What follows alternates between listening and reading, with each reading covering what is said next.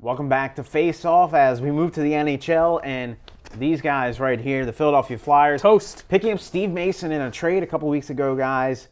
And a little question of whether the NHL, when they implement this new amnesty type clause that's sort of like what the NBA has, if Steve Mason could be Ilya Bryzgalov's replacement for next season. Vin, your thoughts? You know me, I'm not a Bryzgalov guy. And because I'm a Devils fan, obviously I think there's like Marty Brodeur and then there's like everybody else. But I think Bryzgalov had a great year. I think if the Flyers were at like a 5 spot right now, he'd be the goalie of the year or whatever that award is called. Vezina. There you go. I mean, I wouldn't give him the most valuable player award, but I think he's been that good. I think it's just typical Philadelphia. I think they're just basically not appreciating them. I don't know what's with the Flyers front office as a whole right now, but I guess with the amnesty thing, it's like, yeah, I mean, if we don't want to pay him, then we'll just let him go. But when I saw the trade, I was actually kind of mad. I was like, Bryzgalov's having a good year. He's the only thing that's been good about your team. I don't get it. Yeah, their defense honestly, is not good, and they haven't been able to score as of late. So it's not really Bryzgalov's fault. But I mean, could he replace? Honestly, I don't think they would have made the trade if they weren't going to.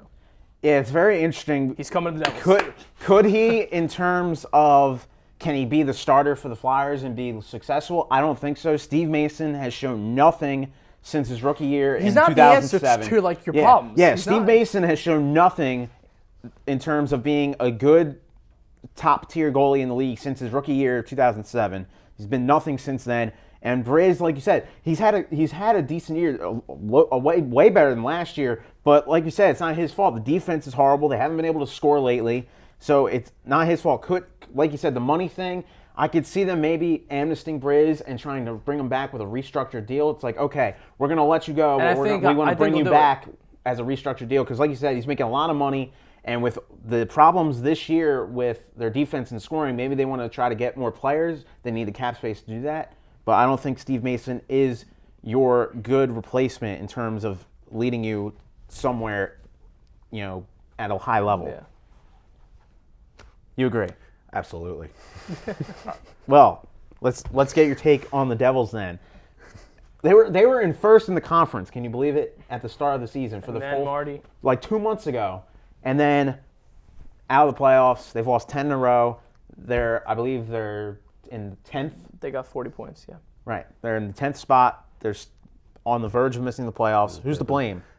Big downfall. Well, I mean, you just said it right there. Losing Martin Brodeur. I know he's getting older. I know, he's not as well as he's been, but like he's still generally right. He's one of the top goalies every year, right? Yeah. I mean, if I know who he is, then he's really freaking good at hockey. I know that for a fact. So losing him early on in the season, I can't imagine that it's hard. I mean, easy to recover from something like that. Going with the coach, Pete DeBoer. I was going to. Yes. The injuries. Kovalchuk's still out. Bryce Salvador's missing time. Brodeur. However, guess what, Pete? Every team in every sport has to deal with injuries every year. It is your job as the coach to take the players that you have and put a good product on the ice and win games. You have not been able to adjust. You have not been able to do that. Sorry, you're gone. Yeah, and I think Peter DeBoer was exposed. I mean, he was not that good of a coach until last year when they made that magical run, which honestly, if you ask me at this point, I don't want to say it was a fluke last year, but that just goes to show you how in any sport, when everybody's healthy, anything can happen. I mean, the whole forecheck thing is great, yeah. But I mean, I'll blame DeBoer just because he did a poor coaching job, and I think Lou always does have the right pieces for him, like in case somebody gets hurt, like a Gianta, guys like that. Those guys, I mean, they are good hockey players. But I think it's just Marty got hurt at the wrong possible time, and I think the East this year is that good for once. Your boy, Tiger Woods. Oh, we're moving on already? Yeah, we're moving on. Okay. Anyway, Tiger Woods tied for 4th, I believe, at the Masters. Yes. He's already the favorite to win the U.S. Open at 9-2. Of course he is. Of course he is. But can he pass Jack Nicklaus? He's still 4 back. He's got 14 to Jack's 18. Can he? Absolutely. He's only 37. Jack Nicklaus won his last major, the Masters, when he was 46. So Tiger has 9 years. That is, doing my math correctly, 36 more opportunities to only win 4. Just a tie. Just a tie. He hasn't done it in a while. He only has to win 1 out of 9. Okay, but you say that, but he hasn't done it in a while. He hasn't won it since he tore his knee up. Yes, but he's back playing. He's back to playing well. He's back to being Tiger. He's playing well on the big stage, like you saw on this He weekend at the He Masters. still made a comeback. He did. So he absolutely can. Will he?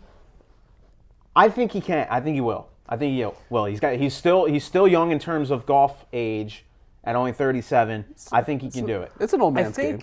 Yeah. I think we need to get over Tiger. Thank you. Because Thank you. He's the greatest golfer we'll ever see. The argument will always come that was the competition weak when Tiger was at his peak. That argument will always be there. And I think he should break it, but we've been expecting it for so long and it's not happening. Okay, I'll give him this. I think if the weather wasn't bad and he didn't have that penalty, I think he actually would have won this past weekend. But I think maybe Tiger's just done. Like, he's still the best golfer in the world, but I think he doesn't have that edge. I think his mental game since his father died is just gone. He doesn't have that edge. He doesn't have whatever and nobody's that killer scared of him instinct. anymore. He hasn't won since 2009 once he was hobbling on that knee injury. Was that a torn ACL? That was at the U.S. Open. Yeah, that was the last one that we actually playoff. saw. And he was Rocco. playing Rocco Mediate in the playoff. Yeah, I know. Is he going to beat him? But that's honestly the last time that we saw Tiger Woods, the real Tiger Woods, if you ask me. All right. I think he may never win a major again. And it's not a big deal. Bold statement. It's not a big deal. All right. Moving to college now. Chip Kelly possibly now with recruitment violations in Oregon. We have all sorts of beat goes recruitment on. violations Welcome to the club, Chip. everywhere. The beat goes on. Guys, are these schools ever going to learn? Are we ever going to see the stop to recruitment violations? Well, funny that you put it like that, because I'm still learning the recruitment violation laws as they're coming along. Apparently, he was paying a man in Texas as a recruiter for $25,000 or something like that for the last 4 years or something like that. I read it and I was like, is that a rule break? Is that a violation? And I was going on and they're like, oh, it's big trouble. It's just too much. It's getting exhaustive that these guys are getting away with this for as long as they are. And then the second that there's this investigation started in October, the second that there's any scent onto it, he's like, oh, NFL, I'd love to go now. Yeah. When 2 years ago, he was like, oh, why would I leave Oregon? Why would I leave Oregon? I would never I'm going leave to put Oregon. it short and sweet, okay?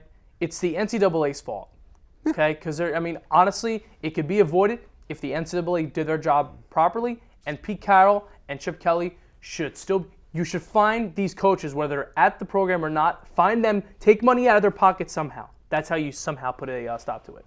Yeah, absolutely. It's never going to stop. It's never going to stop. They're always going to be there. It's just the nature of the beast at this point. The NCAA rules are also they can be too strict sometimes. The NCAA with their rules, and it's just never going to stop. Coaches and programs are always going to There's always a loophole. Find a loophole, It's like whether politics. it's whether It accidental never or on purpose. They're always going The inmates to are violate running it the somehow. asylum, and it's never going Too many programs, too many rules. Absolutely. It's just. We're going to step off to one final break here on Face Off. We'll have trivia question of the week. Final thoughts and game ball when we come back. There goes my